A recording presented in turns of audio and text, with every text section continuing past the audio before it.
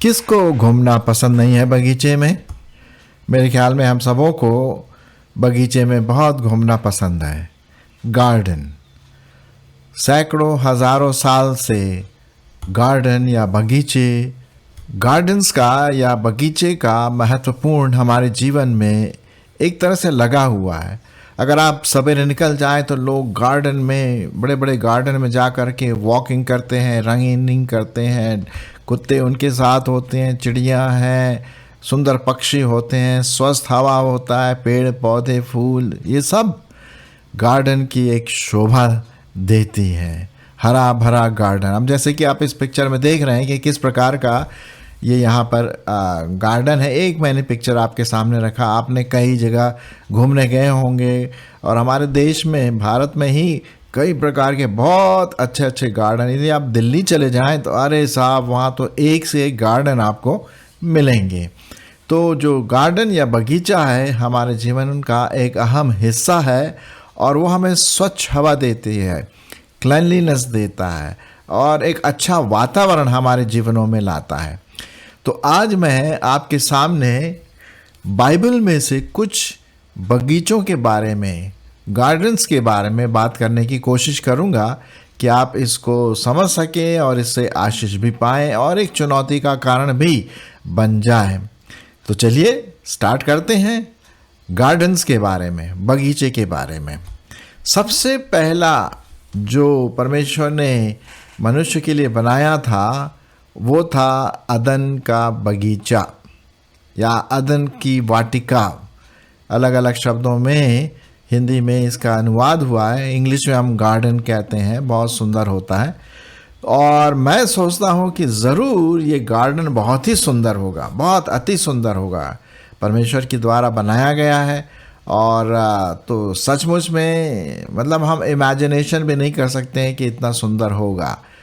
और इसी गार्डन में, इसी बगीचे में, इसी अदन के वाटिका में परमेश्वर ने आदम को रखा कि वहाँ पर वो उसकी देख रेख करे। फूल, पत्ते, बीज, पौधे, खाद, ये वो जो भी पानी वानी देने की ज़रूरत होती होगी, तो आदम को उसके लिए एक पहला कार्यकर्ता के रूप में वहाँ पर एम्प्लॉयमेंट दिया, यदि हम उसको ये कहें। मैं आपके लिए बाइबल में से कुछ पदों को पढ़ूंगा जो विशेष 3 गार्डन्स के बारे में परमेश्वर के वचन में लिखा हुआ। हालांकि और भी गार्डन्स है, लेकिन हमारा जो मुख्य विषय ये है कि हम गार्डन से या बगीचे से क्या सीख सकते हैं और मेरे लिए और आपके लिए क्या इसमें एक लेसन है। सबसे पहले मैं पढ़ूंगा उत्पत्ति उसका 2 अध्याय और उसका 8 पद। उत्पत्ति उसका 2 अध्याय और 8 पद। यहाँ पर इस प्रकार से लिखा हुआ है, और यहोवा परमेश्वर ने पूर्व की ओर अदन देश में एक वाटिका लगाई और वहाँ आदम को, जिसे उसने रचा था, रख दिया। और यहोवा परमेश्वर ने भूमि से सब भांति के वृक्ष जो देखने में मनोहर और जिनके फल खाने में अच्छे हैं उगाए, और वाटिका के बीच में जीवन के वृक्ष को और भले या बुरे के ज्ञान के वृक्ष को भी लगाया। और उसे सींचने के लिए, उस वाटिका को सींचने के लिए वहाँ से नदियाँ भी निकाली। 4 नदियों के बारे में हम यहाँ पर पढ़ते हैं। खैर, हम नदियों के बारे में तो और कभी बात करेंगे, लेकिन गार्डन के बारे में हमारा यहाँ पर बातचीत है। अब आप इमेजिन कर सकते हैं, अपनी कल्पनाओं में सोच सकते हैं कितना सुंदर गार्डन होगा अदन का बगीचा या अदन की वाटिका। जैसे यहाँ पर जो शब्द आया, आहा हा, बहुत बड़ा होगा, झरने होंगे, पानी है, फूल, पत्तियाँ। और मैं जो आपको यहाँ पर जो पिक्चर दिखाया वो तो कुछ भी नहीं होगा उसके सामने। इतना ज़बरदस्त परमेश्वर का जो पहला गार्डन उसने बनाया, अदन की बगीचा, वो आपके लिए, हमारे लिए, मनुष्य जाति के लिए था। लेकिन वहाँ पर एक बहुत बड़ी आत्मिक दुर्घटना घटी और आप समझ गए होंगे वहाँ पर क्या हुआ। परमेश्वर ने कहा था कि भाई सब प्रकार के फल को खा लेना, लेकिन एक पर्टिकुलर वृक्ष है उसके फल को ना खाना, और अगर तू खाएगा तो भाई पाप में गिर जाएगा तो मर जाएगा। 15वां पद उत्पत्ति उसका 2:15 में लिखा हुआ था, परमेश्वर यहोवा ने आदम को लेकर अदन की वाटिका में रख दिया कि वह उसमें काम करे और उसकी रक्षा करे। यहोवा ने आदम को यह आज्ञा दी कि तू वाटिका के सब वृक्षों का फल बिना खटके खा तो सकता है, पर भले या बुरे के ज्ञान का जो वृक्ष है उसका फल तू कभी न खाना, क्योंकि जिस दिन तू उसका फल खाएगा उसी दिन अवश्य मर जाएगा।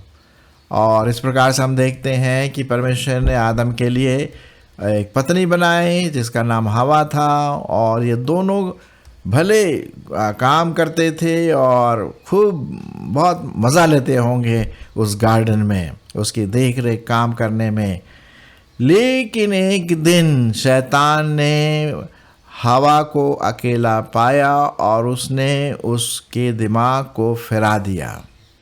उसके दिमाग में एक वायरस डाल दिया, पाप का वायरस, कि भाई जो परमेश्वर बोला है ना वो झूठ है, तुम मरोगे नहीं, अगर तुम इस फल को खाओगे तो और भी बुद्धिमान हो जाओगे, हाँ तुम नहीं मरोगे। और हवा जो थी वो भाई उसमें फंस गई। उसने शायद क्या, उसने डायलॉग तो किया शैतान से कि हमें मना किया गया इस फल को खाने के लिए, और आप कैसे कह रहे हैं, अरे नहीं नहीं नहीं कुछ नहीं है, तुम नहीं मरोगे, देखो तो खा के देखो कितना सुंदर है, कितना ज़बरदस्त दिख रहा, खा के देखो तुम्हें पता पड़ जाएगा। और इस प्रकार से हवा ने उस फल को खाया। हालांकि मैं आपके सामने एक नाटकीय रूप में रखा हूँ, लेकिन कुछ इस प्रकार से यहाँ पर लिखा हुआ है, मैं सारांश में आपको बता रहा हूँ कि किस प्रकार से आदम ने हवा की बात मानी और वे दोनों क्या हो गए, पापी बन गए। अब जब हवा ने ये फल खाया और शायद उसको टेस्टी भी लगा होगा, उसने आदम को भी दिया अपने पति को और उसने भी खाया, और इस तरह से उन्होंने परमेश्वर की आज्ञा को टाल दिया और इस प्रकार से अदन के बगीचा में पाप का प्रवेश हुआ। जी हाँ, ये गार्डन जो बहुत सुंदर था अब वो बिल्कुल कर्स्ड हो गया। अब परमेश्वर की ओर से वो अदन का बगीचा ना रहा, क्योंकि पाप की वजह से आदम और हवा वहाँ से निकाल भी दिए गए। हाँ, लिखा हुआ है, मैं पढ़ूंगा नहीं क्योंकि यहाँ इस प्रकार से बाइबल में लिखा हुआ है। तो हम देखते हैं कि पहला जो अदन का वाटिका था, बगीचा था, वो एक पाप का कारण बन गया। कैसे पाप का कारण बन गया? जब उन्होंने परमेश्वर की आज्ञा का उल्लंघन किया और उन पर कर्स आया।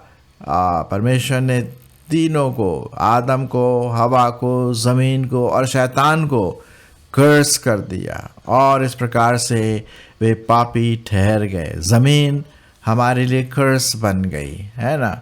और इस प्रकार से हम देखते हैं कि परमेश्वर ने उन सबों को जो वहाँ पर थे वहाँ से निकाल दिया। मेरे प्रियो, ये तो पहला गार्डन है। अब चलिए दूसरे गार्डन की ओर।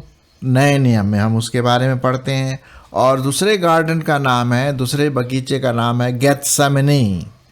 गेत्सेमनी का मतलब है ऑलिव प्रेस, जहाँ पर ऑलिव को प्रेस करके उसको, उसके तेल को या उसके जो भी चीज़ें हैं निकालते हैं। ये गेत्सेमनी का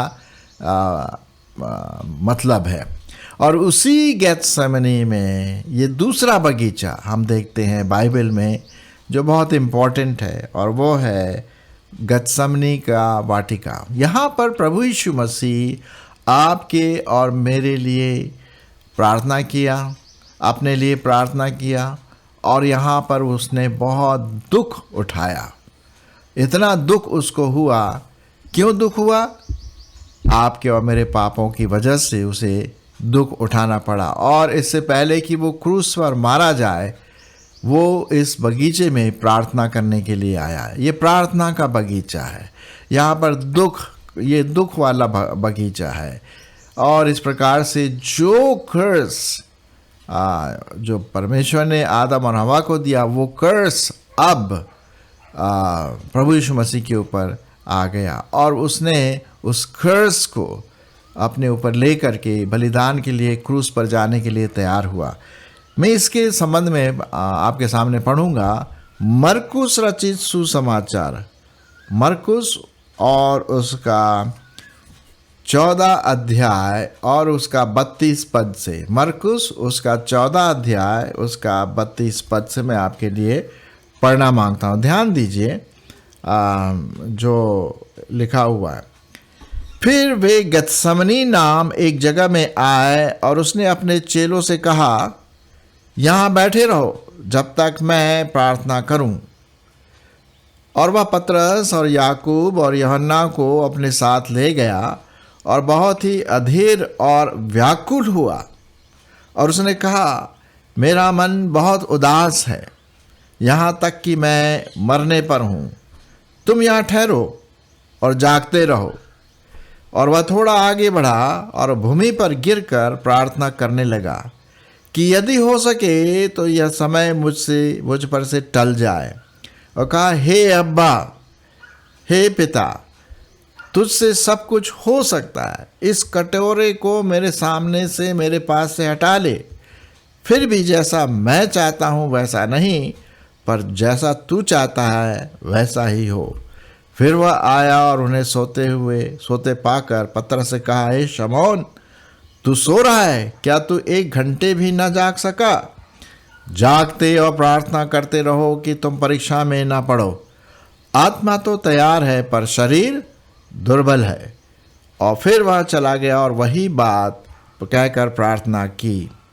और फिर आकर उन्हें सोते पाया, क्योंकि उनकी आंखें नींद से भरी थीं और नहीं जानते थे कि उसे क्या उत्तर दें। फिर तीसरी बार आकर उनसे कहा, अब सोते रहो और विश्राम करो, बस घड़ी आ पहुंची है। देखो, मनुष्य का पुत्र पापियों के हाथ पकड़वाया जाता है। तो यहाँ पर हम देखते हैं कि प्रभु यीशु मसीह का पकड़वाए जाने से पहले वो इस जो गार्डन है, जो बगीचा है, गतसमनी के बगीचे में अपने दुख को दिखा रहा है। दुख का कटोरा, यातना का कटोरा, और बहुत उदास। क्यों? ये सब क्यों है? आपके और मेरे पापों के लिए वो बलिदान देने जाने वाला है।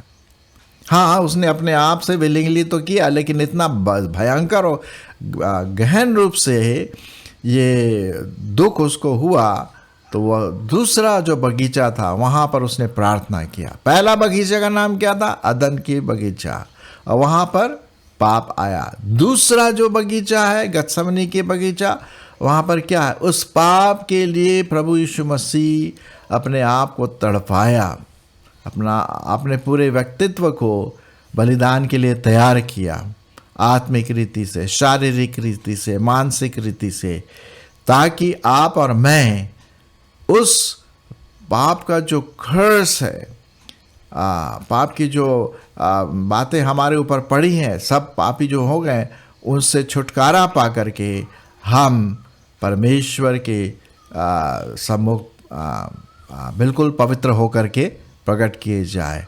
और तो ये बात यहाँ पर हम देखते हैं कि जो हमारे लिए श्रापित हुआ, बाइबल में लिखा हुआ है कि परमेश्वर ने हमारे पाप के श्राप को, कर्स को प्रभु यीशु मसीह पर डाल दिया। एक जगह पे लिखा हुआ है, श्रापित है वो जो क्रूस पर टंगा होता है। और वो क्रूस पर कौन टंगा था? हमारे प्रभु यीशु मसीह। ठीक है, तब उसने वहाँ जा करके क्रूस पर अपनी जान दे करके अपने आप को बलिदान किया और हमारे लिए उद्धार का मार्ग तैयार कर लिया। अब किसी को मौत की जरूरत नहीं है, प्रभु यीशु मसीह ने वो मौत अपने ऊपर ले ली। लेकिन ये शुरुआत कहाँ हुआ? गार्डन ऑफ गेत्सेमनी में, जहाँ पर उन्होंने प्रार्थना किया। ठीक है, तो ये तो हुआ दूसरा बगीचा।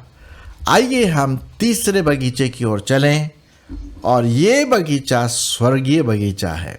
जी हाँ, मैं आपके लिए पढ़ना मांगता हूँ प्रकाशित वाक्य उसका 22 अध्याय 1 से 3 पद। प्रकाशित वाक्य उसका 22 अध्याय और उसका 1 से 3 पद। ये स्वर्गीय बगीचा है, गार्डन है जो सुंदर है और जो अदन की बगीचा से भी और सुंदर है। फिर उसने मुझे बिल्लौर के समान झलकती हुई जीवन के जल की एक नदी दिखाई दिया, जो परमेश्वर और मेमने के सिंहासन से निकलकर उस नगर के सड़क के बीचों बीच बहती थी। नदी इस पार और उस पार जीवन का पेड़ था। उसमें 12 प्रकार के फल लगते थे और वह हर महीने फलता था, और उस पेड़ के पत्तों से जाति जाति के लोग चंगे होते थे। फिर श्राप न होगा, और परमेश्वर और मेमने का सिंहासन उस नगर में होगा, और उसके दास उसकी सेवा करेंगे। ये कौन सा बगीचा है? ये कौन सा पेड़ है? ये कौन सा फूल पत्ती का ज़बरदस्त जगह है? ये है स्वर्गीय अनंत काल का बगीचा है, जो परफेक्ट है, सिद्ध है। अब ये वो जिसे हम बोलते हैं ना, अदन का बगीचा नहीं रहा जहाँ श्राप हुआ। अब ये वो जो गत्समनी का बगीचा है वो नहीं है, जहाँ पर प्रभु यीशु मसीह अपने आप में विचलित हुए, दुखी हुए, उदास हुए। अब ये वो बगीचा है जो परमेश्वर ने आपके लिए और मेरे लिए बना के रखा है, ताकि हम इस बगीचे में, इस नगर में हमेशा हमेशा के लिए अपना नया अनंत जीवन गुजार सके। और ये स्वर्ग का वो बगीचा है जहाँ पर बस फिर भी हम कल्पना नहीं कर सकते हैं। एक जगह पे लिखा हुआ है परमेश्वर के वचन में कि परमेश्वर ने हमारे लिए ऐसी सुंदर जगह बना के रखी है जो हमारी कल्पना से परे है।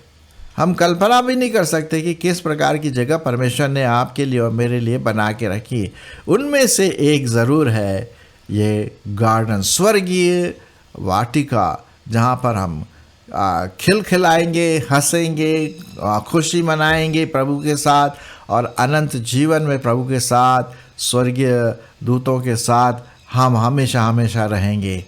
तो ये हुआ स्वर्गीय लोक का बगीचा, या जिसे कहते हैं गार्डन, हेवनली गार्डन, है ना। और ये फ्यूचर में होगा, अभी तो नहीं है। फ्यूचर में जब होगा, जब हम इस दुनिया से चले जाएंगे या प्रभु यीशु मसीह हमें लेने आएंगे, तब वो हम हमेशा हमेशा उसके साथ रहेंगे। तो ये हुआ एक सिद्ध, परफेक्ट, होली गार्डन, पवित्र बगीचा, जहाँ पर आपका और मेरा सहवास होगा, एक दूसरे के साथ हम रहेंगे मिल करके। वहाँ कोई दुख नहीं है, कोई मुसीबत नहीं है, कोई आंसू नहीं है, कोई मौत नहीं है, कोई भी किसी प्रकार का श्राप नहीं है। परफेक्ट सिद्ध जगह। तो प्रियो, आज हमने देखा विशेष करके, हालांकि गार्डन के बारे में बाइबल में बहुत जगह पे लिखा हुआ है कि किस प्रकार से जो राजा लोग थे अपने गार्डन को बहुत अहम स्थान देते थे, प्राथमिकता देते थे सुंदर बनाने के लिए। लेकिन जो 3 मेन गार्डन हैं जिसके बारे में मैंने आपके सामने अभी ये बात रखी, पहला है अदन का बगीचा, दूसरा है गत्समनी का बगीचा, और तीसरा है स्वर्गीय बगीचा। अदन के बगीचे में हमने देखा कि अच्छा तो बनाया था परमेश्वर ने, लेकिन पाप की वजह से वो करप्ट हो गया, मनुष्य जाति करप्ट हो गई, जो अर्थ या पृथ्वी है, वो ज़मीन, वो करप्ट हो गई, आदम और हवा करप्ट हो गए, भ्रष्ट हो गए पाप में, और जो सांप था शैतान, वो भी उस पर भी श्राप पड़ा। तो ये श्रापित गार्डन बन गया, है ना। लेकिन दूसरा जो गार्डन है वो क्या है?